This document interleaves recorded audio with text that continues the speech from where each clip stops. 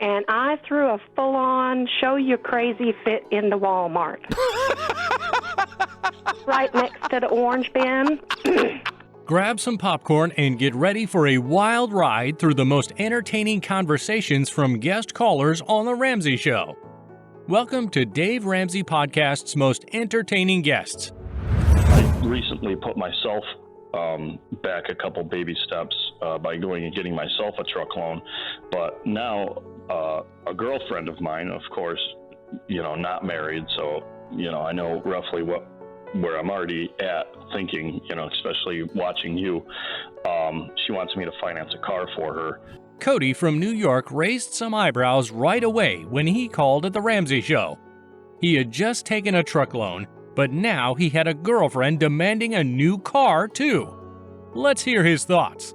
I was thinking if she comes up with a large down payment, I'm in pretty decent financial shape myself, No, so I you was have a thinking truck maybe payment. if she could. No, I know that's true. You're thinking of buying her a new car?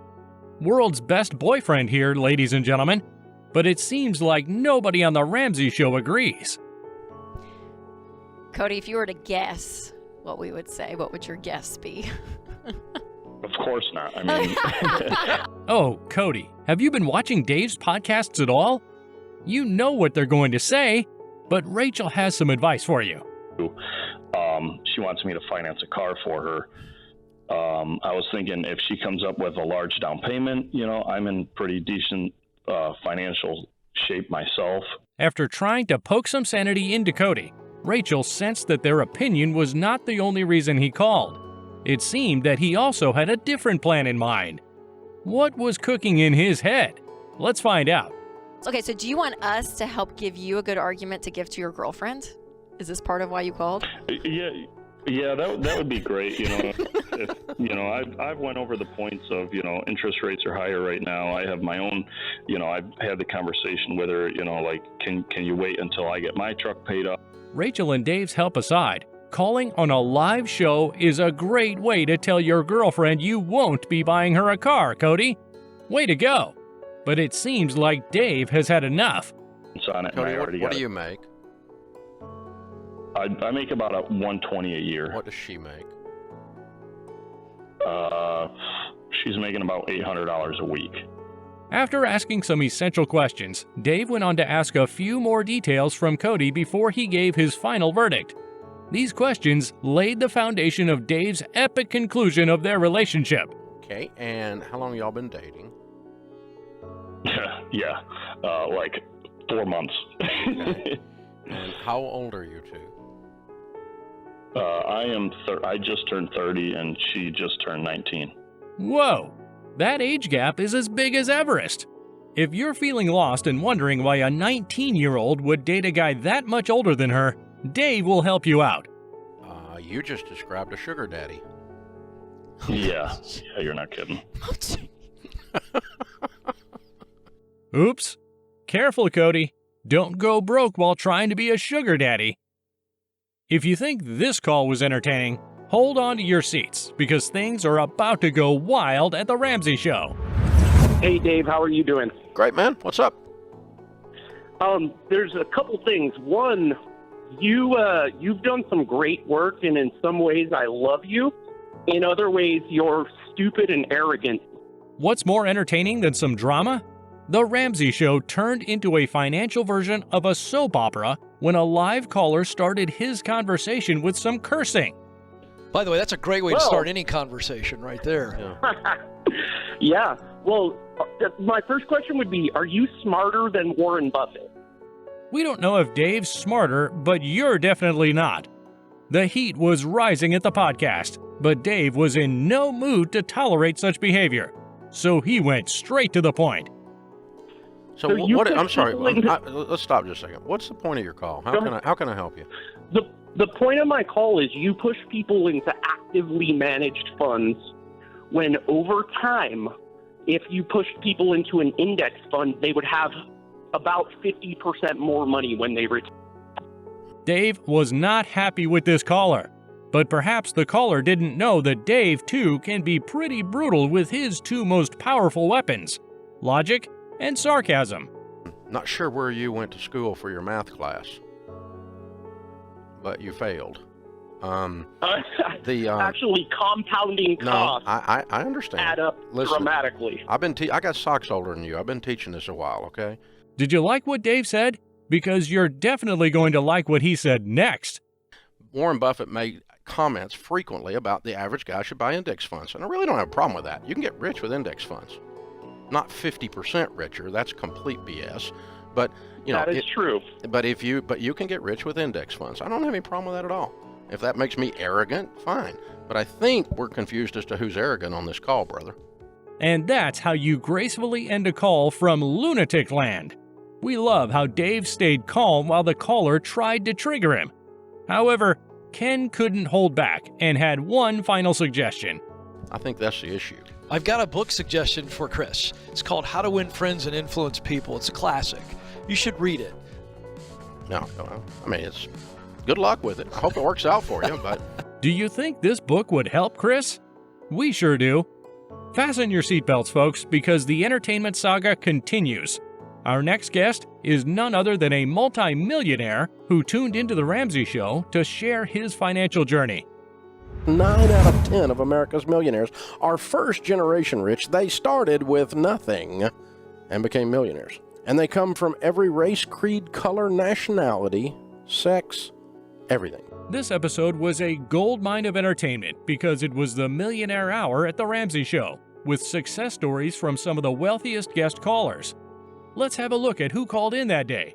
Hey, Dave. Glad to be here. Thank you for joining us. So you have a net worth of over $1 million. What's your net worth, sir? I guess it's probably around $20 million. Pretty cool. That is pretty cool, don't you agree? If you're wondering how one becomes a millionaire, Dave will ask this question of you. How in the world did you do that? Well, I was very lucky and inherited everything, Dave. No, that's not exactly how it happened. You just blew my whole setup. What's wrong with you, Kenny? Right. Thank God Kenny cleared that up quickly. How many of you would have gone to war with Dave if he hadn't? Kenny went on to explain his journey, and here's what he said. It was a lot of things, but there was really just one key moment, probably as much as anything. I started my company, it's a restaurant chain. I started it 24 years ago. Which restaurant chain? What's that? What restaurant chain is it? It's called Highway 55. Oh, yeah. Well, no wonder you're worth $20 million. Yeah, that's awesome, man. Dave was impressed when he got to know about Kenny's restaurant chain. But what's more impressive is that Kenny built his entire fortune from scratch. How many stores have y'all got? There's 115 now. We're in 8 states, soon to be 10, and 2 foreign countries. Just opened up in Denmark. So. And you started with nothing? Started with literally nothing. I'd fired from a job, $500 in my pocket, and an 18-month-old son at home. And had just purchased our first home. So we were land barons for the first time, too, and here I was unemployed. If that doesn't motivate you to pay all your debts and go become a millionaire, we don't know what does. Did he have money? No. Did he have good grades? Let's see. What was your GPA in college? Now, I did wake up in college. I grew up a little bit, and I ended up with about a 2.5 cumulative. So, why do you laugh at that? I think that's a pretty GPA good, point per 10 million, yeah. Turns out that straight A's aren't the ticket to being rich. The real knowledge is knowing how to make money work for you. And that's what the Ramsey Show is all about. The next guest caller would make you want to be called out by Dave too, because what she did next was unimaginable, even by Dave himself. Hey Ken, how's it going? Great, what's up? So I'm a 30-year-old nurse practitioner here in the Atlanta, Georgia area. I spoke with you actually last year in March, and I followed your plan. I was able to eliminate $260,000 in 8 months in debt. Whoa! Wait a minute. Hold full stop. This young nurse got the entertainment alarms ringing as soon as she told everyone about her achievement. Dave and Ken both were awestruck, and so were we. But how did she do it? I worked 7 days a week. I worked 3 different jobs. When COVID hit, I went over to New York and Texas, and I was making $10,000 a week, up to $13,000 a week doing that. That sounds like some serious hard work. Pulling all this off, and in a pandemic? We wonder if she had superpowers. Freaking superwoman. Yes. Wonder Woman, something, I don't know. That's amazing. I mean, you didn't run hide from COVID. You went running into the fire. We can all tell Dave was impressed, but little did he know that this caller was about to give him a teeny tiny in-your-face moment.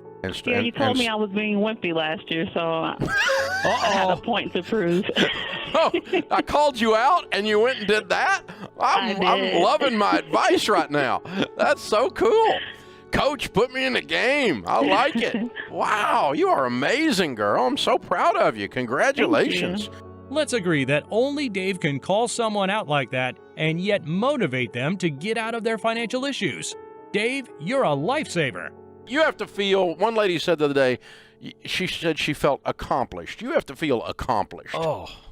I feel very accomplished. I sat down with my financial advisor yesterday, and he said, wow, you're really prepared. And I was like, I followed the Dave Ramsey plan, and thank you. I feel really good for you to say that to me. That's very nice. Well, I'm so proud of you. Dave was proud, and so are we. Congratulations, Alexandria. You did a great job. Get ready for another round of entertainment and motivation, because a bag of oranges is about to make your day. Kimberly is in North Carolina. Kimberly, tell me your I've had it moment. Well, mine, Dave, involved oranges.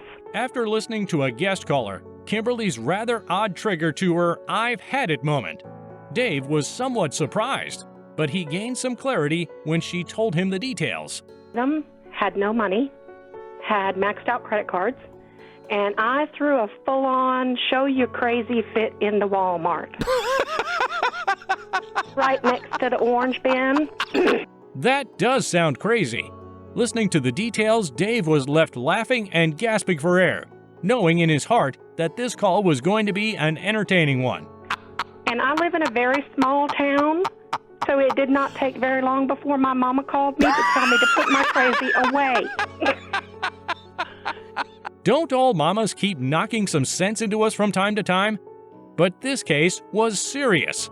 The call seemed to be getting more and more entertaining while Dave was rolling in fits of laughter. So about 4 minutes into crazy, I realized that I was having this argument with God out loud. And I had launched straight into the ugly cry and told him all about how he was not taking care of me. All right there in the produce section. Yeah, right. Why, God, why? Dave seemed to be enjoying every bit of this call, and the caller was just warming up. Crying my eyes out over a $5 freaking bag of oranges. So after I got my crazy put away and my mama calmed down, I figured out that this would make a good country song. You know this would make a good country song, right? Yes. That song resonates to me very much. I can tell. This, ladies and gentlemen, is your sign to spend your finances wisely. Will there ever be an end to this crazy? Let's find out. My mama was like, girl, what are you doing? Your best friend just called me, and your crazy is up there for everybody to see. Put it away. And when I told her what it was over, she was convinced I needed medical care. You need a psych ward. Anyone's parents would be convinced that their child needs to go to the psych ward after this. What would your mama have done in this scenario? Well, I came home, put my crazy away, got myself settled down, and started praying. And I realized that if you are having a full-on fit about $5 freaking oranges, you may not be doing math really well. And I am nobody's math nerd, but I can add and subtract pretty well. Well, Kimberly, we're glad you finally had your I've had it moment, thanks to the $5 bag of oranges you couldn't afford. If you liked this Dave Ramsey podcast video, make sure you click on this video since you will love it as well for sure.